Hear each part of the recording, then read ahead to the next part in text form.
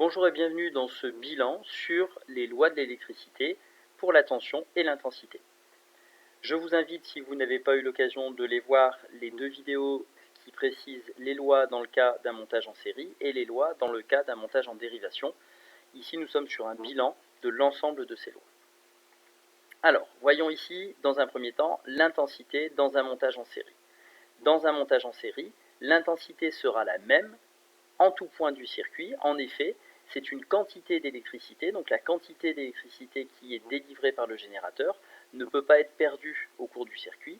On pense aux petits mignons qui n'ont pas d'autre chemin, donc il y a égalité des intensités. L'intensité avant la lampe est égale à l'intensité après la lampe, qui est égale à l'intensité après le moteur.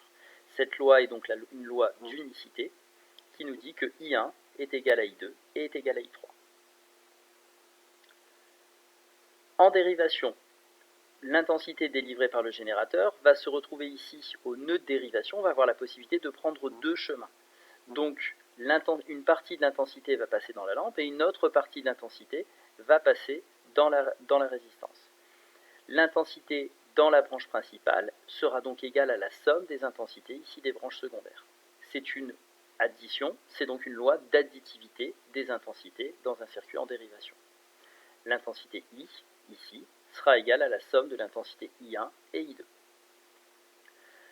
Elle s'énonce de la façon suivante. Le courant délivré par le générateur, donc le courant de la branche principale, est égal à la somme des courants dans les branches secondaires.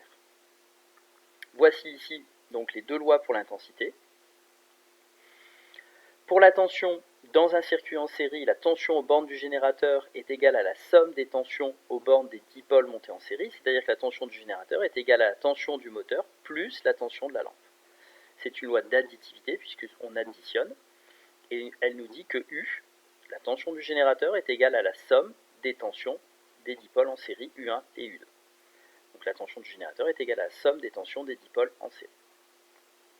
Voyons maintenant la dernière loi. Pour la dérivation dans le cas des tensions, donc la tension du générateur est égale à la tension de la lampe, qui est égale à la tension de la résistance. Les tensions en dérivation sont égales. La tension est la même aux bornes des dipôles en dérivation. C'est une loi d'unicité, et U1 est égal à U2 et est égal à la tension du générateur. Voilà, j'espère que ce bilan vous aura permis d'avoir une vue globale des différentes lois d'électricité, et je vous dis à très bientôt.